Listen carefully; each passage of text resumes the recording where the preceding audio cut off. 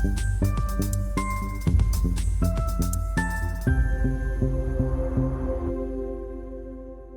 everyone. Welcome to this episode of the Intelligence Spotlight series. Today, we talk about conflict reporting.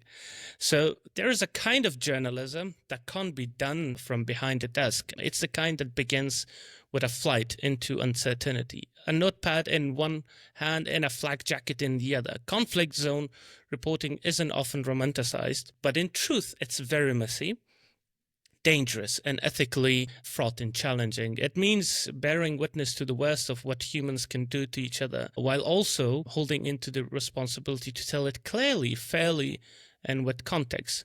At a time when disinformation travels faster than facts and narratives are crafted before bullets even stop flying, the role of the frontline journalist has never been more critical or more vulnerable.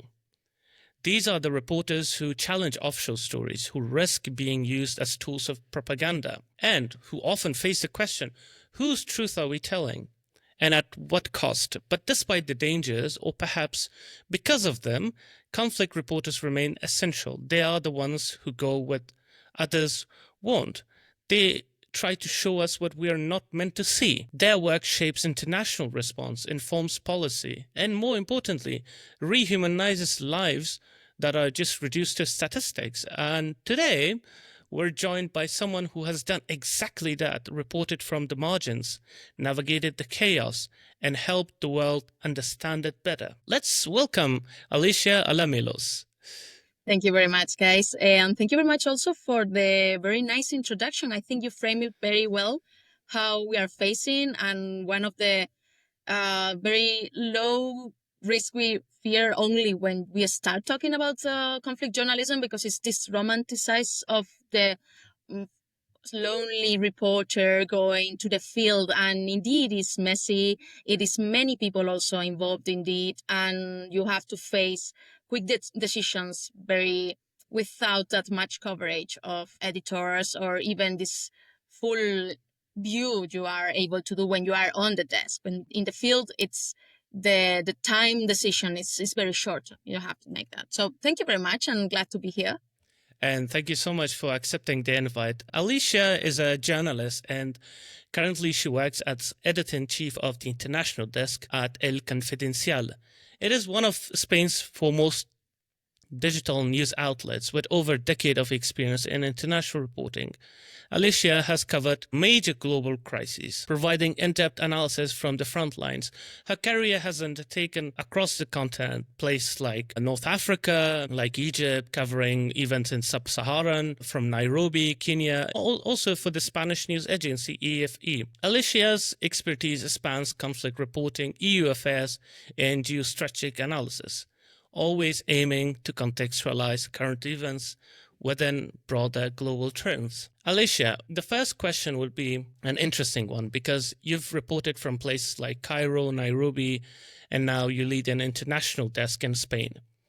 That's a lot of stamps on your passport for sure, and probably more than a few intense moments along the way. If you can remember, what's that one unforgettable moment, maybe surreal, funny, or unexpectedly very human, that stayed with you from your time in the field? Okay, yes, there have been many, because it's almost already 10 years of reporting, and basically I have only done international news because it was really made me passionate about journalism and about telling stories.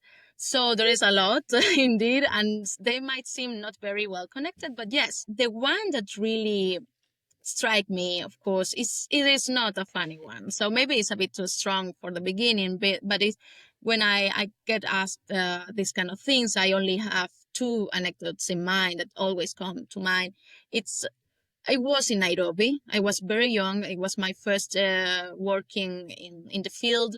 I was working for a news agency, so it's very different how you work when you are from a news agency, that you have to be like the bricks of journalism that when you are for a normal newspaper, because the approach it's more broad. But it was in 2015, I guess, yes. And it was, you might remember, a terrible terrorist attack in the border of Nairobi, of Kenya and Somalia.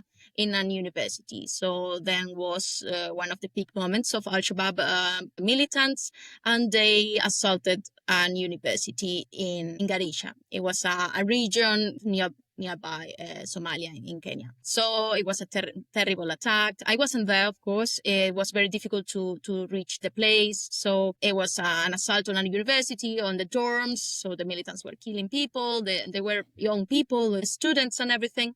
But they brought all the bodies to Nairobi for the parents to identify them. And I remember I was, of course, shocked. No, it was the beginning of my career. So I was looking at the faces of these kind of very young people and the families. And I was so like overwhelmed at the beginning. No, it was in a morgue, and of course there have been many days. So you see the kids with a photo of when they were found by the Kenyan army in the chest, so you can compare and try to find which one was your relative. And it was very very strong for me, and I had to go outside to cry a bit, to say, okay, this is maybe too much. I am doing what I'm doing here. Do I need to be here to tell these stories of human horror? And I was just crying outside, and suddenly a girl came to trying to confront me, just try to make me feel better. Don't worry, don't cry, whatever. And she was one of the students present of the attack. And I felt a bit like ashamed, no, at that moment. Of course, I am, as a journalist, able to feel and to have feelings, but I think sometimes the journalists try to put ourselves too much into the focus and forget that we are not the protagonists of our stories. No, so that made me think about how try to avoid every kind of time I can the first person in an article, and try really to focus on what is happening without my whole frame, because of course I went there as a European journalist and a Spanish journalist that doesn't have anything related to do with Kenya. We have very low connections, geopolitical connections or history connections to Kenya or even to Sub-Saharan Africa as a general. So that was really strike me, really make me think I want to keep pursuing this career, but I do not have to make it. It's a job. No, I have to make it as better as possible, but without making me the center of the story.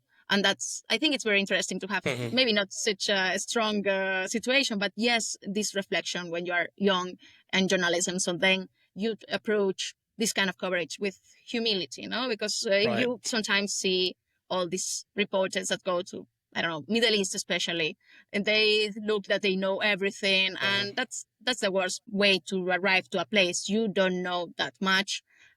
You cannot do any assumptions, because then is when you do mistakes. Right, absolutely. That's some sort of experience or memory that I think it's very unique, and I think in that sense you learn a lot, and at the same time it's an advice or lesson learned for others who wants to do conflict reporting. And I'm sure that's why you've built your career reporting from regions that are shaped by conflict and political instability. And that kind of work isn't just about, telling the stories. It's also changes how you see the world. So what initially drew you to international reporting, and how those early experiences in conflict actually shaped your journalistic outlook overall? It is interesting how you say that we have to have in mind that it's not only telling stories, and that is very true. Of course, the stories are important because we are humans, we are social. We need to learn the world through that stories, because we need that examples of what happened to people. And this is maybe a bit cynic, and we cannot be cynical when we're journalists, but the stories are sometimes very similar. In a war, every story is tragic, but they are very similar in between them. So what the approach I wanted to do with my journalism, and what made me go through international news, is this idea of I want to tell the people, or to be on where the things are happening, where what is happening is going to shape the rest of the next years and the rest of the world. We are much more interconnected than we like to know, especially in European audience. They tend to think that they are very far from the conflicts, and it's never like that. They are very close to. So we need to be aware of what is happening, but also to understand what is going to happen to us, and to know all this context. So the stories are the way, the path through to that. It sometimes you need a story, like a small thing, like something that seems small. I don't know, a story of a little kid in Ukraine that had to leave the house because it was struck by the Russian missile.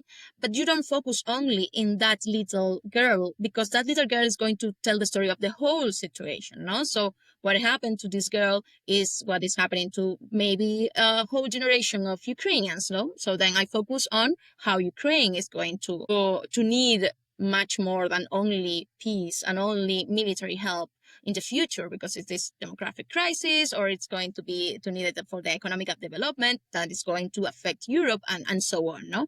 So Mhm. this idea of using stories that are necessary to connect with the reader, because the reader needs stories, but also to tell them, you are not just going to left this article when you finish the article with this beautiful or sad story. No, no, no. You are going to know a bit more about what is surrounding you and All right. what is important for you. Yeah, absolutely. And also it's the dangers you face also important, I think, to think about. Like, conflict reporters often killed on the field. This is not just it's physically dangerous, but also sometimes it's ethically complex as well. If you see another person dying in front of you, for instance, that happened. That's I think one of the general ethical question every journalist have: should they report? Should they help?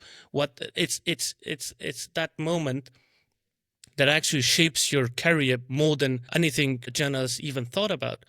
So, and that you're often just making a split-second decision that can later may have a serious consequences for yourself or for others. So, can you perhaps share a moment where you may have faced such a difficult ethical decision in the field, and how you approached it exactly? I have been very lucky, so I didn't have any to face any decision of, oh my God, should I stop the recording and help my colleague that is bleeding? I never had to face that. In my case, and I have to frame it correctly, I am not a TV journalist, neither a Right. photographic journalist. So I guess that for them it's a bit more difficult because they became the story. So they Hmm. should keep recording what is happening, no? So it is important when, for example, there is a terrorist attack. I remember some colleagues when they were covering La Rambla terrorist attack in Barcelona, and they were facing that strong say, okay, do I record or do I start helping the people? I do not face that. Thank God, it's not my job, because I do writing journalism. Right. So I do have this more space for me to have that decision, and I never face that. And yeah, but of course you have to face a lot of ethical dilemmas sometimes, because when the journalist is there, it's like this theory of the atoms and the God particle. There's nothing, when we look at the matter change because we are there. So it never happens. Just, we are not invisible, we are not Hmm. neutral. Our presence change things, and we need to know that. So for example, we're asking for some example. I would go to Ukraine. Right. We have to be in Bakhmut now. We are in December 2020. I guess I cannot remember exactly the data, but it was a few months before the whole city fall in Russian hands. Right. And the city was already half conquered by the Russians, and it has became like a very spotlight of journalism, because everybody was looking at Bakhmut. We really Hmm. don't look at other cities that were also in fighting, but Bakhmut was like the big thing. If Bakhmut falls, what is going to happen? Blah blah blah. So we are there, and we were doing our job, and we met by chance some people from the Ukrainian army, that they were doing a little command post inside one of the houses abandoned by the people, the civilians that I have led. So they are Hmm. inside these houses, and they go with these drones and check if they find any trenches with Russians in the outskirts of Bakhmut. Hmm. No, because this was an artillery unit. So when they found the Russians, they shoot them with artillery, with mortar. So we were there talking with them, looking at how they were doing the job, and we started. Suddenly, we noticed that there's one Russian soldier in the trench, and of course, they started up see this Russian soldier, blah blah, he's here, whatever, and then we see the Russian soldier like moving. Of course, at that moment, the drones weren't that big on the war. The things have changed a lot, but at the moment, the guy was unaware that he has been spotted. Right. And I was there. And the Ukrainians were like talking to me and talking about how it was the situation. And I was the only thing that I was thinking at the moment is like, please don't kill this man only because I'm here. You know, I didn't want them to say, okay, she's a foreign journalist. Let's show her how we kill this man, like how we work killing people just because she is going to report outside.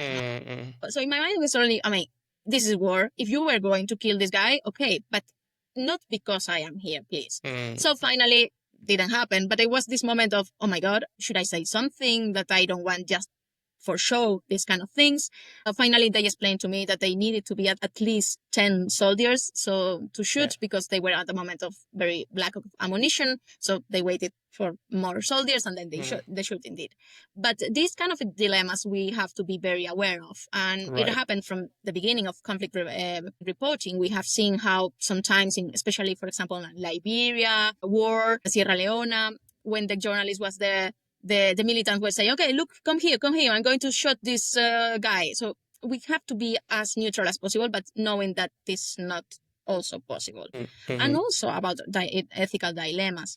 It's like every time you talk to somebody, you are asking very hard questions.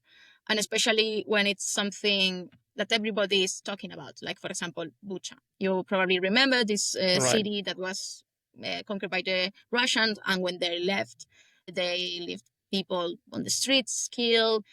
Probably the people were expecting like rapes and these kind of things, no? So every journalist went to Bucha, like it was this kind of culturally thing, because everyone wants a story. Everyone wants the worst story of somebody under the Russian occupation. And you have to be also aware of that, because sometimes you cannot be just going looking for the worst story, because you are asking a woman, oh, do the Russians abuse you? And she might say, yes, but they didn't rape me. They only harassed me and whatever. And they say, okay, you are not for me. Come on, you cannot. So this is a lot of ethical, because you have to treat these people with a lot of respect, because they are recalling all this trauma.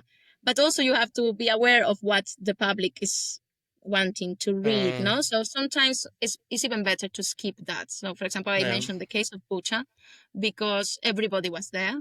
It was all media was there. And for my newspaper, Confidencial, we had to be very clear what we wanted to do with the coverage. We want to go on competition for the last breaking news. We don't need to go to every press conference just to have to be there and tell with our words. We wanted to do something a bit different. So that's what you do. You don't go to Bucha to try to reach the photo of the cat in the streets destroyed, but just go to a different city around. They are all in the same. So there's a lot of these little ethical decisions that you have to make that is very related to persons, of course, also related to military and so on. But it's every time, every moment. It's very exhausting sometimes. You have to do a lot of intellectual work on what should I do now. Yeah, absolutely. And I think it really transitions very well to the next question, because we also hear that war is not just battle of weapons, but it's also a battle of narratives. And journalists are right in the middle of that battlefield. For instance, the case of Bucha you mentioned, there were a lot of disinformation around that, and there was some Russian influences in journalists claiming that it was a staged propaganda attempt by Ukraine to show to foreign and Western journalists that this thing actually happened. But of course, most journalists sometimes either it's a trap for them or either this actually happened, but to discredit those journalists, others staging or even calling them out as propagandists. So in that case, like a lot of Russian media and journalists were calling others as tools of propaganda. And in that case, how do you handle the pressure of disinformation, propaganda, and attempt to shape your reporting, especially when multiple actors are fighting for control of the story? Yeah, of course, in the Russian invasion of Ukraine, the propaganda was clear. Russia has been very powerful on that. They already knew, and I guess every country, it's not only Russia, but Russia knew very from the beginning that how important it's to shape narratives. Sometimes not even with lies. The Bucha is a lie, completely lie. This idea of what's a stage. There was an actual killings. I've seen bodies. So there were people killed there, and it was a massacre. And the point is, like, the Russians weren't expecting to leave so fast and so early, so they weren't able to really coverage. And I will recommend in this case, for example, very interesting, the documentary of 20 Days of Mariupol, because it touched a bit this story on how Russia was trying to cover everything and to not allow any journalists to get into the areas controlled by them, of course, because they thought they would control Ukraine in a very fast Mm-hmm. pace. That Mm-hmm. finally wasn't possible. But in the areas they get very fast, the coverage was very little and the connection was very little. And that was they wanted, no? They wanted to All keep right. saying in public, we are not killing civilians, but indeed they were killing civilians, no? So 20 Days of Mariupol does a very interesting job on that, because Mm-hmm. we were still saying, no, we are not bombing maternities and hospitals, and they were having these photos of the maternity hospital in Mariupol and everything. And Bucha was a bit different because, of course, we have many journalists, Western journalists, but also from other countries going there and Mm-hmm. seeing. So it was a bit more difficult. I think the propaganda on Bucha was more just say, no, this is a stage, like not really useful. No, I think there Mm-hmm. are other propagandas a bit more subtle that Russia is very powerful Yeah. that are a bit more useful. No? But yes, Mm-hmm. of course, because they only want to you. They don't want you to convince you that they have that they are in right, but just to make you doubt enough. So Mm-hmm. if you have so confusion, you say, okay, I don't believe anything. I don't believe in anybody. And that's really the problem with journalism now. It's not Right. that we have to go to each lie we find, and by many governments, it's not only Russia, of course. We don't have to go by every lie to say this is a lie, but they just create the atmosphere that everything could be a lie, no? So in this chaos, they fish some people that just to be opposed to reading or opposed to, they don't believe in anything. And also, of course, because there are journalists that fall on that trap, no? So I have a very different example that I would like to share. If, for example, in Israel, war in Gaza, Mm-hmm. I'm not sure if you remember still the case of the 40 beheaded babies Oh, yes, yes. that the Israeli government was claiming. Well, not the government, okay, no. This was Israeli military quoted by another one, but quoted by another Mm-hmm. one. So there was suddenly a narrative on there were 40 Yeah. babies beheaded in the kibbutz. I have been to the kibbutz, and of course the images have been horrible. So I don't want to say that it wasn't an attack. It was a terrorist attack Mm-hmm. against people that were doing their lives in the kibbutz. But for example, in this case, the problem is not the person that is on the field, but it's the people that are on the desk, because they Mm-hmm. receive this and they start seeing it in everywhere. The information atmosphere now is so connected that we see it in the New York Times, we see it in many places, and they say, okay, we don't have a reporter in that specific Mm-hmm. kibbutz, so let's just report it as it is said, no? Because it was I think reported by Israeli TV station or something like that. Mm-hmm. So sometimes it's more difficult. I mean, it's not even being there that you are subject to these narratives and propaganda battles and everything, but also from outside, no? So Mm-hmm. we, as journalists, we have to be very aware because it's happening everywhere, and we shouldn't trust like so easily anything. Mm-hmm. And especially in the case of the babies, I had to, for example, in my case, in a Confidencial, I have to say no, this is not going to be published till we know a bit more, because you cannot trace who is saying what. No, I mean, Right. finally, the who said what was this. Volunteers, medical volunteers that they go there to pick the Jewish bodies and everything. And Mm-hmm. of course, there wasn't any track on what happened, no. And so this for the disinformation. But also, I Mm-hmm. wanted to say, and just cut me if I speak too much. No, please. It's When you interesting are to hear. in the field, Mm-hmm. you know much more less also, because you know what you are seeing. So your eyes are the only thing you have, and of course Mm-hmm. you have your media, your contacts, your some many things. But sometimes you need somebody from behind to tell you the big picture, because sometimes it's very narrow what you see, because you see better but Right. smaller, no, narrow. And in the Ukrainian coverage, for example, it is also interesting to know that is a very military coverage, as you said. It's something very controlled by the army. Now, especially that the front line has stabilized a bit, you have to go with the army. So then you have to be very aware of that. I've been talking with some other colleagues and they say, okay, the Ukrainian army are not giving us the whole information. And yeah, it's not their work. I mean, their work is to win the war. And you have to be aware of that. Their work is not to make us easier going to the places. We have to go because it's our job. But we don't need to trust the army or to make them, okay, you should make my work easier. Yeah. No. That's something important also because you have to put on quarantine everything they say. In the case of the Ukrainian army, I have been pleasantly surprised. Of course, it is an army, so it's not going to share all the information. But because of this, what I was telling before about how Russia wanted to make like a information silence on what is happening, they were very eager to share things, especially when Ukrainian army was doing well in 2022-3. Yeah. They shared a lot, and later it was a bit more difficult, but they still give you some access and you can talk to people, and they do not really check that much on what everybody's talking to you. No? Right. So maybe also because they will be too much work. They read everything we publish, but they don't go then to your source and say, okay, why you talk to this journalist? They are not on that level. So I was pleasantly surprised, but every war is like that. I mean, when you work with the US Army, it's the same. When you work with the Spanish Army, it's the same. So sometimes you have to go other ways. You cannot make your coverage only on the army, but also, and this makes very interesting on the topic of your podcast, OSINT now is an amazing tool, and we are using it a lot because we cannot trust the army, but we can trust this kind of open source information.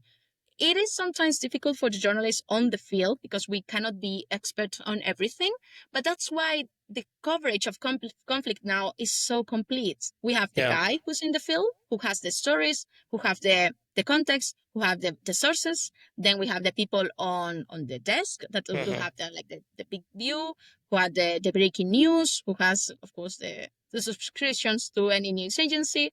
And then we have the OSINT expert or the OSINT source that will help to make us better coverage. So now it's I feel it's comparing to other conflicts. Now it's much more information, but also much more easier to try to read for the people. So it is a democratization sometimes of what we see.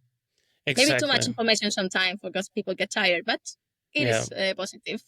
Yeah, definitely. That's why when we have a lot of information there, you need a lot of people filtering them too, because among them, not all information is accurate. So I think that's the job of OSINT experts and journalists to filter them out. And I guess 50 to 80% of the information spreads faster on social media and narratives, propaganda, influence operations happening there. So I think a lot of journalists are incorporating different methods into their work so that they can fast track the information that they are verifying, but also use different sources to corroborate the information they receive, which is very, very important as well. But now, after a decade of reporting and conflict covering different countries, now, so as the editor-in-chief of the international desk, you're shaping, of course, not just the stories, but also how the audience can understand global events. So that's very important in a way. So how much your field experience influence your editorial decisions today? How much of that actually apply in your day-to-day? And do you ever feel torn between what you should be reported and what will actually be heard? Do you predict the outcome of what you report and allow a report to be published? Yeah, sure. I'm going to start from where I was very young. This again, we're back to Nairobi, and I was based there, so I was living there. I really didn't like at the moment, and still don't like that much, this idea of a war reporter that goes to every war. I understand why they exist as a concept, especially in the media who has enough resources, because when you cover a war, you need to have like a skill set. You need to know how to deal with an army. Even each army is different. You need to know how to deal with stress. You need to know how to deal with danger, with security. You need to know when to go and everything. But saying so, when I was in Nairobi, I was based there. And then you see all these people that came just once for the specific event that happened and say something like, there's nobody working here, there's nobody covering this thing, especially in Spain, because in the Spanish media, Africa was very under coverage. So I felt at the moment that the coverage of the wars had been poisoned by that, because then it became only a war. But when you work there, when you are the correspondent on a place, when you know Nairobi from working as a normal journalist, like trying to do a normal coverage of political events, cultural events, social events. I don't know. I remember the most weird stuff I was writing was about cinema in the Serengeti. I don't know. There's many options. Then the coverage of a war becomes what I feel it's more truly for the reader. After Nairobi, I went to Cairo to cover a bit Middle East, and I wasn't the person in charge of this coverage, but I helped when it was holidays or something like that. What happened in the coverage of Syria civil war? The people lost everything, all interest, when the war was only on how many square kilometers have been conquered or not, in which city are, even not city, because at the moment it's not cities, it's villages. It's like just little houses around a road that the Assad forces conquering or not. So that is a problem, because of course the attention, the cycle of attention, we would like to be better, but it's the one it is. The people try to think different stuff. They lose attention. So this mix of my experience on Syria, what happened in Syria, and what happened in Africa, that it was very difficult to make the people to read about Africa, sub-Saharan Africa, countries, because Spain has a lot of interest in the Northern Africa region. It's only the sub-Saharan. That thing really now shapes my approach to editing and the editor in Madrid, in the desk, because I do not want to fall in the same mistakes. So I might maybe sometimes pass on something that is new because it's very little. So sometimes I say, okay, we need a critical amount of things happening around this thing to then do a good job, a good article, a bit more full of things. So we do not try to tell the reader everything that they can really indeed now read it on Twitter or Blue Sky or whatever the social network of your choice, but to be this curator, as you were saying, I couldn't remember which word you used, but this idea of curator, like to select what is the actual thing that is important, and to purchase in through stories or through analysis or through whatever, no? It's something that we call the other angle, the second read, no? So this idea of, yes, you are not going to be informed by me on the last thing because maybe it's too much, but you are going to have like something more thought on what is happening, no? So that is what I think that really approaches me being having being in the field to what I try to do on the desk. Also, of course, it really helps me with trying to understand the terrible conditions that sometimes the journalists, because it's in Spain, the freelance journalism, it is an epidemic. So you have to have that in mind and everything. But I would say this idea of not really trying to be in this race that you are going to be sometimes exhausted. Of course, you have to bring your own news. That is mandatory. But sometimes it's not needed to be fighting for every little piece of information, but really to think about what this means, no? So that's why that's the approach we try. Yeah, and another thing that I really learned from the field is war cannot be only about military, but also it's about everything, no? So especially, for example, in Ukraine, that is so close to Europe, it is economy, it is social, it is, I don't know, in the case of Spain, for example, we have a very different gauge of the trains. So the weight of the trains is different from Spain to France. So we are sharing our knowledge to Ukrainians. No, it's stupid. It's logistics. Logistics is important. Connections. The demographic crisis I was talking about before, it's going to affect Europe. No, so if you only focus the war on the military wins or losses, then you are doing wrong. We are talking about energy. You have heard about the Spanish blackout like 2 weeks ago, last week. There was a huge blackout. One of the most read articles for me, it was about how Ukraine has learned to deal with these blackouts. So it is very interesting to try to approach with a very broader mind, because the people are interested to read. They wanted to read. It's only they don't want to be reading every time the same. Yeah, very interesting to hear that. And I'm sure when listeners listen to them, and especially the aspiring young journalists, might be asking the question, okay, these sound so good, we can learn a lot, and it is full of experiences. But at the end of the day, how should we continue our career when there is a lot of fun things that are cut in most places? Most journalists face danger. And according to the latest report by the international, I think from the ICJ, International Committee of Journalism, or there was a survey showing that over the last decade, the scene of journalism has been deteriorating. More journalists facing dangers throughout the world, not just in one place. So overall, things are changing. So what's your one advice for people who are starting new in this career?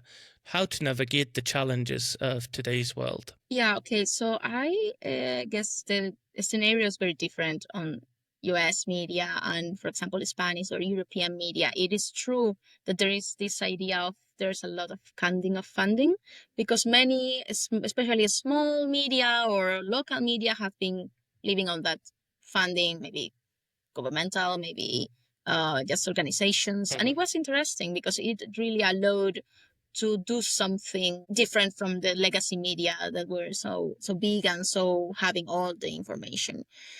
But saying that you cannot really compare what is happening in Spain and US or British media or German media and so on, I really think that we are seeing a change, a very different, but it's going to be painful because especially with the artificial intelligence, we are going to start seeing the decline on depending on Google search and this kind of things because they is not going to be needed anymore. Then the media will have to face this election to do I go to try to write about everything, even though knowing that it maybe never reach somebody, but when it reach, it's going to be a lot of readers, or try to separate and give this all news, all the type of news, all the breaking news, do it for, I don't know, to Reuters, to the agencies, to everything, and then focus on your own stories, your own intelligence, your own scoops, everything. Because if you try to do both, it is not possible. You lose a lot of time if you just have to go to every press conference. You have to write about, I don't know, every little story that is happening everywhere. You lose your time and then you don't cultivate your sources. And if you don't cultivate your sources, your reporting is worse and everything. So it's going to be a very different path for the H media. And it's going to be difficult, I say, because the owners of media might see it's easier for the revenues and everything to choose the first path first. So it's going to be painful, but then when everything, some media are going to die in the way. But I guess that there is the only option to survive is to go the other side, not to say, okay, we are not going to die in this race. It's a stupid race. We cannot do everything. We're just going to focus. So that's, for example, when we see, I don't know, little newsletters, very specific ones, or maybe when you read the articles, you read really when you want to enjoy your time and to see what really is happening. It only came from one or two media, and but the breaking became from everywhere. I don't know, BBC Mundo, whatever. No, so this differentiation for the younger journalists, I will try to tell them choose your path first because you cannot do both. Be very aware of which one you chose because each of them come with their own problems, and also do a lot. I know it's not the best thing to say, but if you don't put yourself in the places where things happening, yeah, I don't mean war, I mean everything is happening in the world. If you don't go to meetings, if you don't go to encounters with other journalists or with I don't know, a talk, a summit on whatever, so you go, the people know they see you, you start talking, because if you don't go to places, never is going to happen to you. You have to be outside. And that's what I would say my little advice on the younger generation. Yeah, very, very, very interesting. And I'm sure everyone enjoyed listening to you and your insights, especially someone who's working from the Spanish angle towards journalism. Thank you so much, Alicia, for your time. Muchas gracias. De nada.